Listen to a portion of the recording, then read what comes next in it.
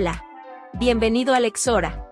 Aquí encontrarás contenido diseñado especialmente para estudiantes de Derecho como tú. En este canal, hacemos que estudiar sea más simple y efectivo, con clases cortas, claras y completas, basadas en los planes de estudio más importantes de México. Suscríbete, dale like y acompáñanos en este viaje para dominar el derecho. En esta tutoría, vamos a estudiar las obligaciones de dar, de hacer y de no hacer. Tal como lo vimos en la clase pasada, las obligaciones pueden clasificarse en función de la naturaleza de la prestación que debe cumplir el deudor. Desde esta perspectiva, encontramos tres categorías fundamentales: las obligaciones de dar, en las que el deudor se compromete a entregar una cosa; las obligaciones de hacer, que imponen la realización de un acto o una actividad determinada; y las obligaciones de no hacer, que exigen la abstención de una conducta específica. Cada una de estas obligaciones posee características particulares y genera efectos jurídicos distintos, especialmente en lo que respecta a su cumplimiento, incumplimiento y posible ejecución forzosa. Comencemos hablando sobre las obligaciones de dar. Como lo dijimos, en el estudio de las obligaciones según la naturaleza de la prestación, encontramos las obligaciones de dar, que se caracterizan porque el deudor debe entregar un bien al acreedor. Esta entrega puede implicar la transmisión del dominio del bien, o simplemente la concesión de su uso y disfrute, sin que ello implique un cambio en la propiedad. La correcta comprensión de esta categoría es fundamental para determinar los derechos y deberes de las partes en la relación obligatoria, así como las consecuencias jurídicas derivadas de su cumplimiento o incumplimiento. Dentro de las obligaciones de dar, el derecho de las obligaciones distingue dos tipos principales: las obligaciones de dar cosa cierta, y las obligaciones de dar cosa genérica. Esta clasificación responde a la individualización o no del objeto de la obligación, y tiene implicaciones directas en la forma en que se ejecuta la prestación, y en las soluciones jurídicas ante la pérdida o deterioro del bien. Las obligaciones de dar cosa cierta son aquellas en las que el objeto de la obligación es un bien individualmente determinado, lo que significa que el deudor está obligado a entregar exactamente ese bien, y no otro de características similares. Un ejemplo claro se presenta en la compraventa de bienes únicos, como ocurre cuando un coleccionista adquiere un violín Stradivarius específico en una subasta. En este caso, el vendedor está obligado a entregar exactamente ese violín, y no otro de la misma marca o modelo. Por otro lado, las obligaciones de dar cosa genérica se refieren a aquellas en las que el objeto de la obligación pertenece a un género determinado sin estar individualizado. En este caso, el deudor puede cumplir su obligación entregando cualquier bien que forme parte del género estipulado, siempre que cumpla con las condiciones pactadas. Un ejemplo de este tipo de obligación se observa en los contratos comerciales, en los que una empresa de alimentos acuerda vender 500 kilogramos de azúcar a un supermercado.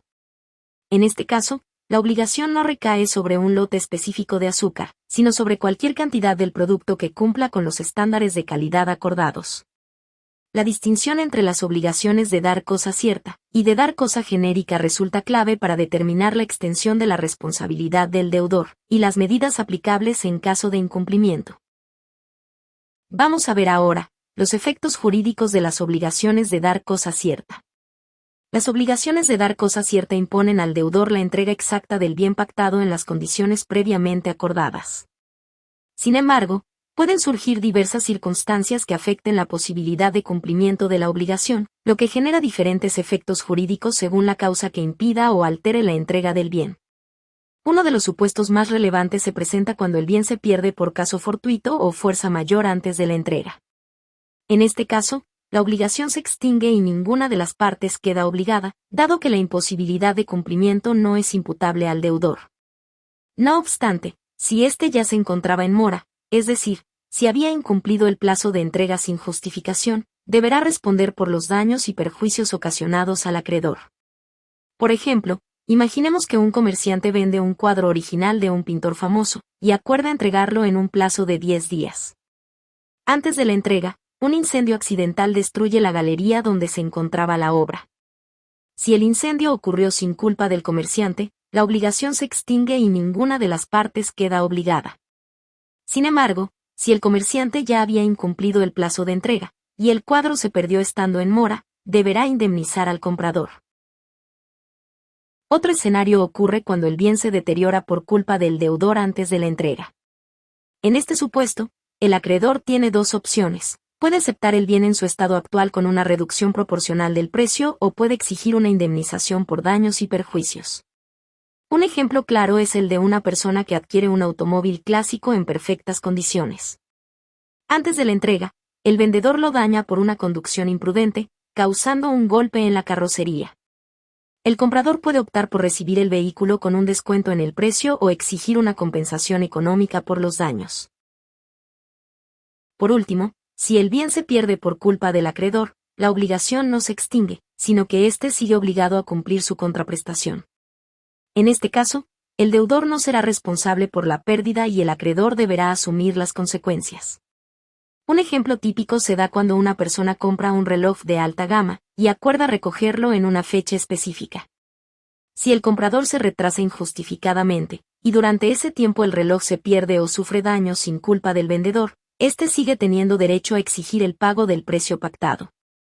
Estos efectos jurídicos muestran la importancia de determinar la causa de la imposibilidad de cumplimiento en las obligaciones de dar cosa cierta, ya que ello define si la obligación se extingue, si subsiste con modificaciones, o si da lugar a una indemnización.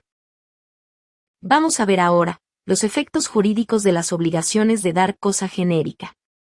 Las obligaciones de dar cosa genérica presentan un régimen jurídico distinto al de las obligaciones de dar cosa cierta, especialmente en lo que respecta a los efectos derivados de la pérdida o deterioro del bien.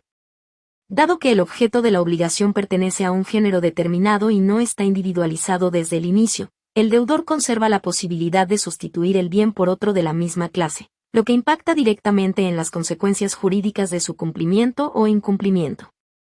Uno de los principios fundamentales en estas obligaciones es que si el bien se pierde por caso fortuito o fuerza mayor, la obligación no se extingue, ya que el deudor puede entregar otro bien del mismo género. La razón detrás de esta norma es que los bienes genéricos no se extinguen como categoría, por lo que el deudor sigue teniendo la posibilidad de cumplir con su deber. Por ejemplo, si una empresa acuerda vender 100 toneladas de trigo a un distribuidor, y antes de la entrega, una inundación destruye parte del trigo almacenado, la empresa sigue obligada a entregar la cantidad pactada, ya que puede obtener el producto de otra fuente. Otra regla esencial es que si el bien se deteriora antes de la entrega, el deudor no puede liberarse entregando un bien en mal estado, sino que debe reemplazarlo por otro en condiciones óptimas. Dado que la obligación recae sobre un género y no sobre un objeto individualizado, el acreedor tiene derecho a recibir un bien en perfecto estado. Por ejemplo, si una tienda de electrodomésticos acuerda vender 50 refrigeradores nuevos a una cadena de supermercados, y antes de la entrega, algunos sufren daños durante el transporte, la tienda no puede exigir que el comprador los reciba en esas condiciones, sino que debe sustituirlos por refrigeradores en buen estado. Por último, la obligación de dar cosa genérica solo se extingue cuando el bien se individualiza y el acreedor toma conocimiento de su especificación, momento en el cual la obligación pasa a ser de cosa cierta. Es decir, hasta que se individualiza el objeto de la obligación, el deudor sigue obligado a entregar otro bien del mismo género en caso de pérdida o deterioro. Sin embargo, una vez que se concreta la especificación, y el acreedor acepta el bien determinado, la obligación se transforma en una de dar cosa cierta, con todas las consecuencias que esto implica. Por ejemplo, si un concesionario acuerda entregar un vehículo de determinado modelo y color, pero sin haber seleccionado aún una unidad específica, la obligación sigue siendo de cosa genérica. Sin embargo, si el comprador elige un vehículo en particular del lote disponible, y el concesionario lo aparta para su entrega, la obligación pasa a ser de cosa cierta, por lo que en caso de pérdida, se aplicarán las reglas de este tipo de obligaciones. En conclusión, las obligaciones de dar cosa genérica tienen un régimen más flexible que las de dar cosa cierta, ya que permiten la sustitución del bien en caso de pérdida o deterioro. No obstante, una vez que el bien se individualiza, la obligación cambia de naturaleza y se rige por reglas más estrictas. Para finalizar esta clase, vamos a ver cuáles son las diferencias entre las obligaciones de hacer y las obligaciones de no hacer.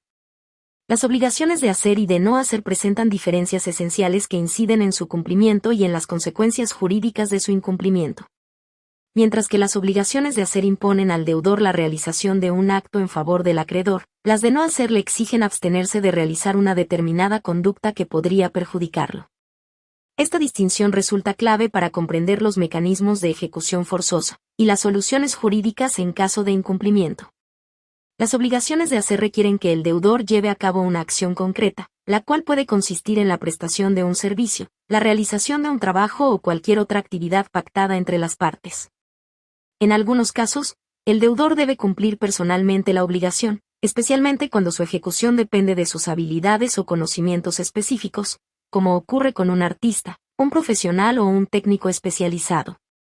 En otros casos, la obligación puede ser cumplida por un tercero sin alterar su esencia, siempre que el acreedor reciba la prestación acordada en los términos convenidos. Si el deudor incumple con su obligación de hacer, el acreedor puede exigir judicialmente la ejecución forzada, salvo que la naturaleza de la obligación impida esta forma de cumplimiento. En aquellos casos en los que la obligación no pueda ser cumplida directamente por el deudor, el acreedor tiene derecho a encargar la realización del acto a otra persona, y luego exigir el reembolso de los gastos al deudor incumplidor. Por ejemplo, si un arquitecto se compromete a diseñar los planos de una casa y no lo hace dentro del plazo pactado, el cliente puede contratar a otro arquitecto para que realice el trabajo, y demandar al primero por los costos adicionales que esto le genere. Sin embargo, cuando la obligación es de carácter personalísimo, es decir, cuando solo el deudor puede cumplirla debido a su capacidad o talento especial, la única solución será el pago de daños y perjuicios. Un caso típico es el de un pintor que acepta realizar un retrato por encargo, y sin justificación, decide no entregarlo. En este supuesto, el acreedor no podrá obligarlo a ejecutar la obra, pero sí podrá reclamar una compensación económica por el incumplimiento. Por otro lado, las obligaciones de no hacer tienen como principal característica la pasividad del deudor, quien se encuentra obligado a abstenerse de realizar una conducta que podría afectar los derechos o intereses del acreedor. Su cumplimiento consiste, simplemente, en no llevar a cabo el acto prohibido. Sin embargo, si el deudor incumple y realiza la conducta de la que debía abstenerse, se generan consecuencias jurídicas específicas. Dependiendo de la situación, el acreedor podrá exigir la eliminación de los efectos del acto prohibido o reclamar una indemnización por los daños ocasionados. Si es posible restituir la situación al estado anterior, el acreedor puede exigir judicialmente que se deshaga lo realizado. Un ejemplo claro es el de una persona que vende un terreno con la condición de no construir en una parte específica del mismo para no obstruir la vista de su vecino. Si posteriormente levanta un edificio en la zona restringida, el comprador puede solicitar ante los tribunales la demolición de la construcción, y además, pedir una compensación por los perjuicios causados. Sin embargo, si la omisión comprometida no puede ser restituida, el incumplimiento solo dará lugar al pago de daños y perjuicios. Pensemos en el caso de un ejecutivo que firma un contrato con su empresa en el que se compromete a no trabajar para la competencia durante un periodo de 2 años. Si incumple y comienza a laborar en una empresa rival, su antiguo empleador no podrá impedirle que continúe en su nuevo trabajo, pero sí podrá demandarlo por los daños económicos sufridos debido a la violación del acuerdo. En definitiva, mientras que las obligaciones de hacer imponen una actividad y pueden cumplirse mediante ejecución forzada o sustitución del deudor, las obligaciones de no hacer exigen una omisión, y en caso de incumplimiento, pueden dar lugar a la eliminación del acto prohibido o a una compensación económica. Ambas categorías reflejan la manera en que el derecho regula el cumplimiento de los compromisos asumidos, y establece soluciones concretas cuando estos no se respetan. Y así llegamos al final de esta clase. Espero que te haya sido útil y que ahora tengas una mejor comprensión de este tema. Si te quedaron dudas o tienes alguna pregunta, no dudes en escribirnos en los comentarios. Siempre estamos atentos para ayudarte y responderte lo antes posible. Recuerda que en nuestra página web, lexora.com.mx, encontrarás más recursos para complementar tus estudios. Y como agradecimiento por llegar hasta aquí, en el primer comentario de este video te dejamos un enlace directo a un resumen completo sobre este tema, que podrás consultar o descargar. En Lexora, nos sostenemos gracias al apoyo de estudiantes como tú. Cada donación o membresía nos permite seguir creando contenido educativo accesible y de calidad. Si puedes y quieres apoyar nuestro proyecto, seremos infinitamente agradecidos. No olvides suscribirte al canal, darle like a este video y compartirlo con otros estudiantes de Derecho. Tu apoyo hace una gran diferencia.